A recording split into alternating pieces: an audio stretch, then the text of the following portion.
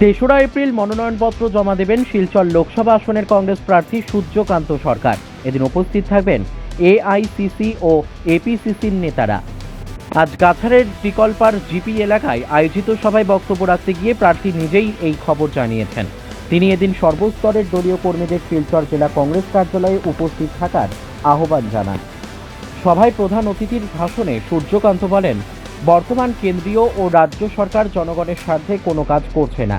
এই সরকার জনবিরোধী সরকার বলেও মন্তব্য করেন কংগ্রেস প্রার্থী।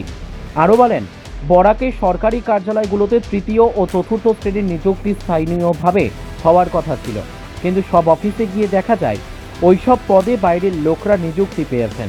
তাই নিজেদের অস্তিত্ব রক্ষার লড়াইয়ে সামিল হতে কংগ্রেসকে ভোট দেওয়ার অনুরোধ জানান সূর্যকান্ত সরকার। অন্যান্যদের মধ্যে বক্তব্য রাখেন কাটিগড়ার প্রাক্তন জেলা পরিষদ সদস্য ত্রয়োবাসী দাস, সেবা দলের চেয়ারম্যান আব্দুল রেজ্জাক, এসসি মোর্চার সভাপতি কানাই রবি দাস, উধারবন্দ ব্লক কংগ্রেস সাধারণ সম্পাদক আব্দুল হক লস্কর সহ অনেকে।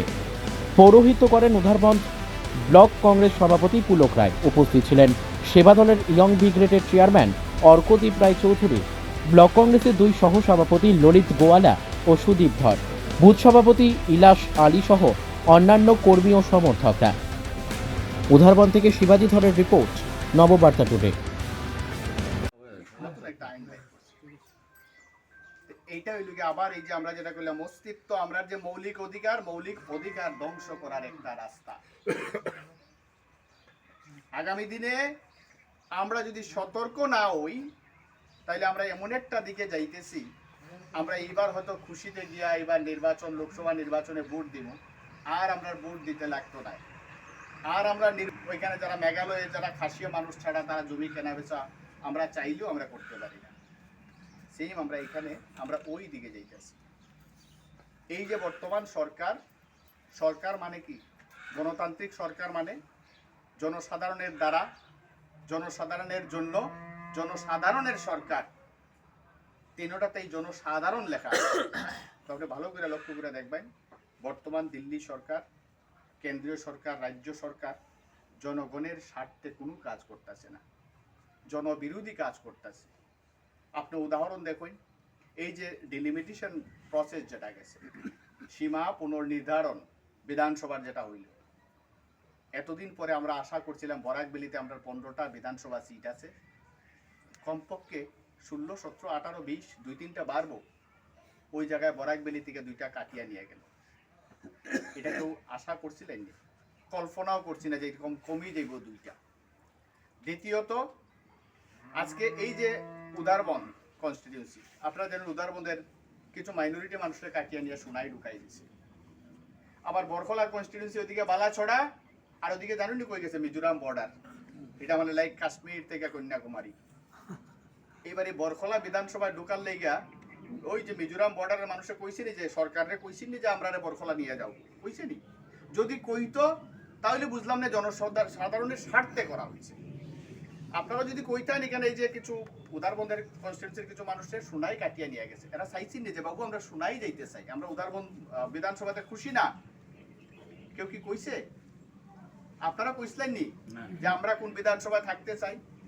জনসাধারণের কথায় যদি সরকার কোনো কাজ করে, জনসাধারণের স্বার্থে যদি কাজ করে, তখনই বুঝবো যে এটা জনগণের দ্বারা, জনগণের জন্য, জনগণের সরকার। সুতরাং এই সরকার গণতন্ত্র বিরোধী সরকার। আমরা যারা গণতান্ত্রিক অধিকার, আমরা সংবিধান দ্বারা যে মৌলিক অধিকার, এই অধিকার ধ্বংসকারী সরকার।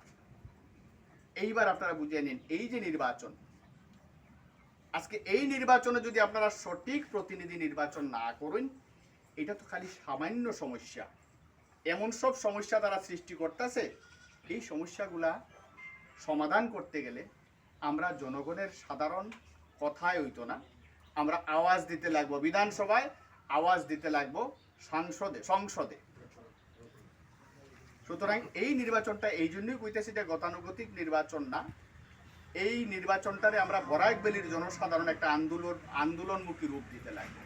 এবার আমার নমিনেশন জমা দেওয়ার সময় আমি আপনার কাছে বিনীতভাবে অনুরোধ করবো, আপনারা যারা মুরব্বী আছেন, আপনারা যদি আমার সাথে থাকেন, আপনারা আশীর্বাদ নিয়ে আমি চাই 3 তারিখ আমার নমিনেশনটা কংগ্রেস অফিস থেকে জেলা অফিসে জমা দিতাম। আপনারা উপস্থিত থাকলে আমি ধন্য মনে করব। ধন্যবাদ, নমস্কার।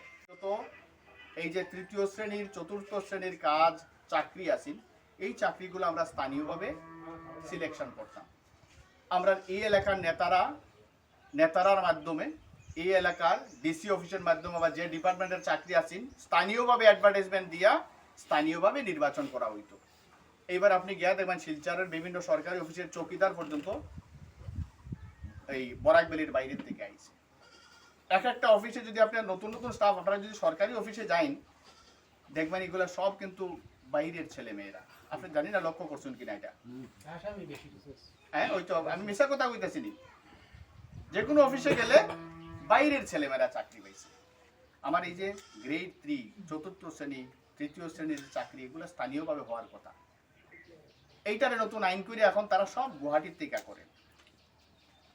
এটা আবার একটা অন্যায় করলো আমরা এই বরাকবেলির জনসাধারণের সাথে। যাই হোক, আমি ব্যক্তিগতভাবে আপনারা জানতে চাইবেন যে আমি কি করতে পারবো। আমি এতটুকু কইতে পারি, কারণ এরকম মিথ্যা ভাওতাবাজি দেওয়ার মতো আমি ছেলে না। আমি একটা সাধারণ কর্মী।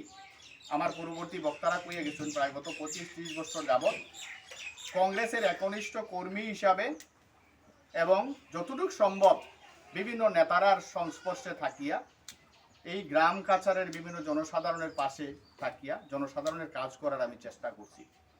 এইবারও আমি কথা দিয়ার, আগামী দিনে আপনার আশীর্বাদে যদি আমার এই ক্ষমতা হয়, আপনারা সেবা করার ক্ষমতা হয়, আমি আজকের দিনে কথা দিয়ার, অনেকেই প্রশ্ন করে বাবু তোমার বাসা কই, এমপি যদি বানান এমপির বাড়ির যাইতে লাগবো।